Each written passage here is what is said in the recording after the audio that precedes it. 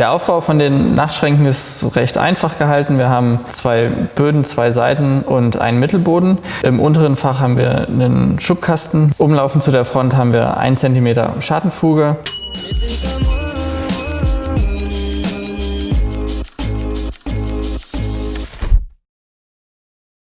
Das Besondere an den Nachtschränken ist eigentlich die Eckverbindung. Da haben wir schöne Fingerzinken, die wir an der CNC fräsen werden. Und nach dem Verleimen bekommt ihr dann nochmal eine große Viertelrundung dran gefräst, um das nochmal ein bisschen hervorzuheben. Ich habe mir jetzt für dieses Projekt keine Schnittliste geschrieben, weil die Stückzahl wirklich überschaubar ist. Dazu kommt, dass die ganzen Böden und die Seiten identisch sind, also 400 lang, 350 tief. Die haben auch die gleiche Dicke.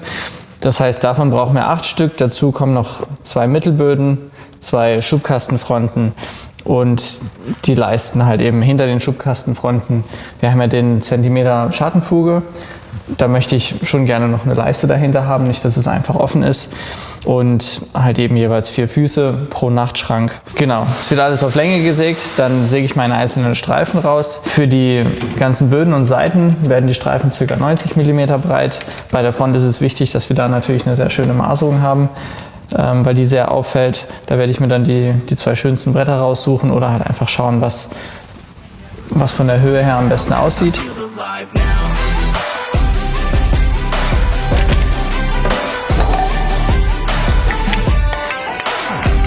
Wo ich jetzt hier nochmal beim Sägeblattwechsel bin, zum letzten Projekt haben wir einen Hinweis bekommen in den Kommentaren. Da habe ich gesagt, dass das Längsholz-Sägeblatt der Holzmaserung folgt. Das ist natürlich nicht ganz richtig beschrieben. Was ich damit meinte, ist, dass das Längssägeblatt sich von der Holzmaserung beeinflussen lässt. Das merkt man auch ganz stark, wenn man Querschnitte macht in dem Holz. Da ist es oft so, dass die Längssägeblätter anfangen mit so einem leichten Flattern, weil sie halt nicht die Eigenschaft haben, sich selber eine perfekte Spur zu schneiden.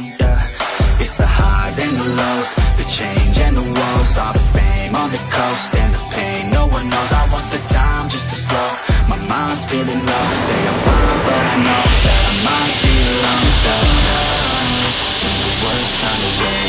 You took all of my time and didn't give it back to me. Wasn't enough, and I don't know what to say.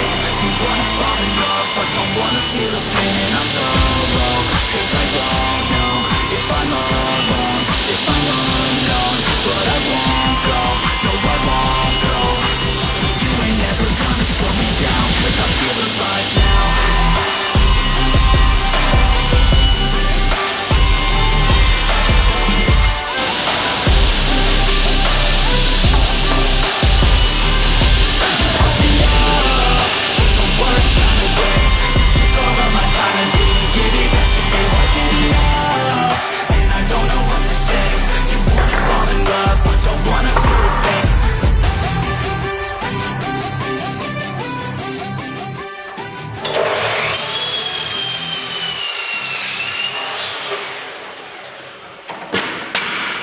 Wir haben hier insgesamt 28 mm und am Ende müssen 22 mm rauskommen. Das heißt, wir haben nur 6 mm zum Abrichten und Hobeln. Das ist schon recht wenig. Dadurch, dass wir sehr kurze Werkstücke haben, ist das aber eigentlich kein Problem. Jetzt habe ich teilweise doppelte Längen. Wenn ich immer doppelte Länge habe, habe ich halb so viele Werkstücke, die ich halt zusägen und abrichten und aushobeln muss. Ich werde diese teilweise aber nochmal halbieren. Einfach weil wir nicht ganz so viel Material haben. Wenn ich jetzt ein sehr krummes Brett habe, dann muss ich an den Enden viel weghobeln, viel abrichten, um eine gerade Fläche zu bekommen. Wenn ich das nochmal halbiere, ist es an sich nicht mehr ganz so krumm, also der Bogen ist dann nicht mehr ganz so groß und ich muss nicht ganz so viel abrichten.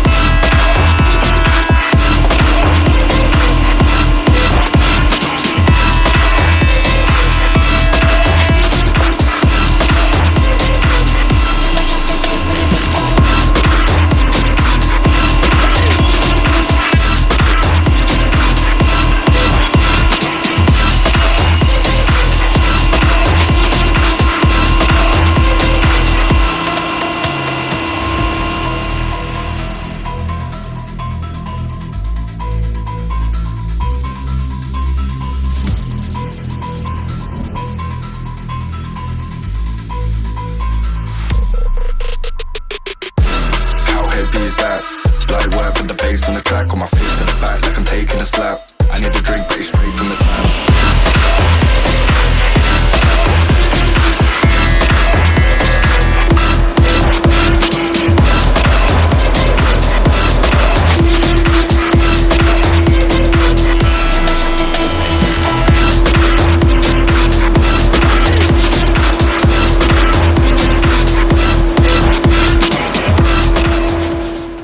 Ich habe jetzt alle Hölzer fertig ausgehobelt. Die Dicke habe ich noch 2 mm dicker gelassen als die Endicke. Zum Schluss werden wir 22 mm brauchen. Die sind jetzt alle noch auf 24 mm gehobelt. Das mache ich, damit ich die Bretter nach dem Verleimen nochmal hobeln kann. Somit kann ich mir beim Verleimen halt weniger Mühe geben. Die Streifen sind jetzt alle 2 mm dicker, damit das Verleimen einfacher ist. So habe ich da jetzt ein bisschen Spielraum. Es muss nicht perfekt sein. Es wird hinterher nochmal gehobelt, also 1 Millimeter auf beiden Seiten wird nochmal abgehobelt. Und dann haben wir wirklich ein perfekt planes Brett. Den Unterboden und die Mittelböden verleime ich aus 3 Streifen und die ganzen Seiten verleime ich aus 4 Streifen. Hier habe ich dann auch jeweils unterschiedliche Breiten, nämlich die Mittelstücken, die schon auf die Endbreite sind, 87,5 mm, und die Randstücken, die jeweils nochmal 3 mm breiter sind. Das mache ich, damit ich beim Verleimen keine Zulagen mitnehmen muss. Ich habe sowieso lieber, dass ich nach dem Verleimen die Werkstücke nochmal konfektionieren kann. Die Enden, die werden dann nochmal einmal gesägt und abgerichtet und dann wird es halt eben nochmal auf Länge geschnitten. Als nächstes verleime ich das jetzt hier alles. Das heißt, ich suche mir jetzt meine Zwingen und Zulagen alle zusammen und dann geht's los.